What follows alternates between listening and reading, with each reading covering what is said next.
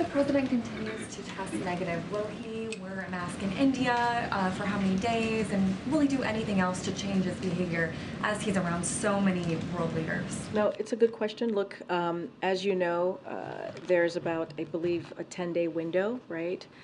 Once the person who's in close contact, the president's going to continue to follow CDC guidance. And as I mentioned at the top, that includes masking, that includes testing. The testing is not recommended to be every day for a person who's close contact, and socially distancing.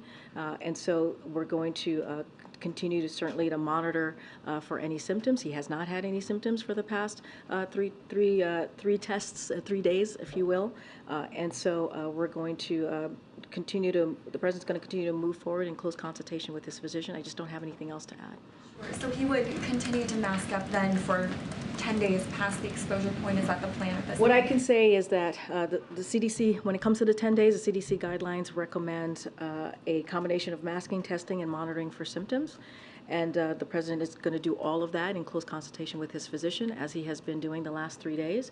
As I mentioned, tested negative on Monday, tested negative on Tuesday, tested negative today, and doesn't have any symptoms. And then just really briefly, the White House has obviously been pushing Congress to pass a CR. We are coming closer to that end of September deadline. What is the president doing specifically to make sure that that happens? Is he speaking with Democratic leaders? Is he speaking with Republican leaders?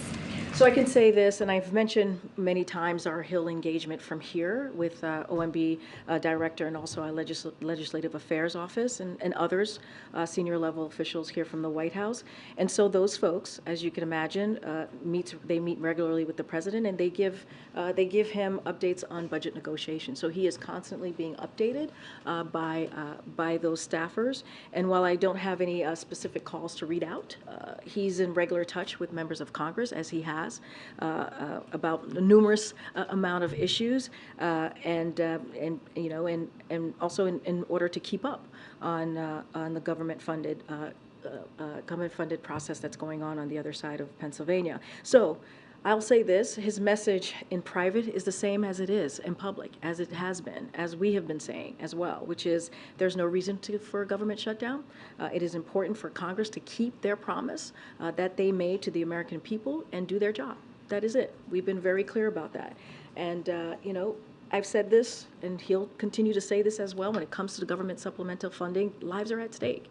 These key, important government programs need to continue to be funded. And so we're going to continue to say that. Congress has a job to do. They need to keep the government open. I'm going to go around. Go ahead.